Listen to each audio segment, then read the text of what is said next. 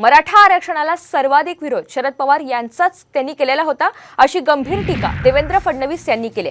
नागपुरातील भाजपच्या पदाधिकाऱ्यांसोबत झालेल्या बैठकीमध्ये बोलताना फडणवीस यांनी ठाकरे गटावर देखील हल्लाबोल केलाय। मंडल आयोगाला उद्धव ठाकरे यांच्या शिवसेनेनं विरोध केल्याची टीका यावेळी फडणवीस यांनी केली। तसंच काँग्रेसला विकासाचा अजेंडाच नसल्याचं मत यावेळी फडणवीस यांनी व्यक्त केलेलं आहे।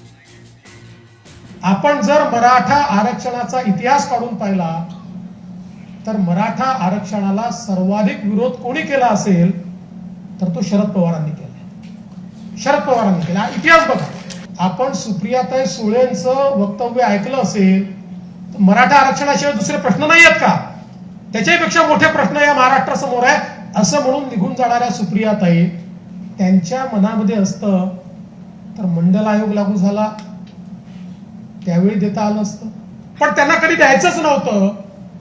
त्यांना समाजांना झुंजवत ठेवण्यामध्ये जास्त रस आहे।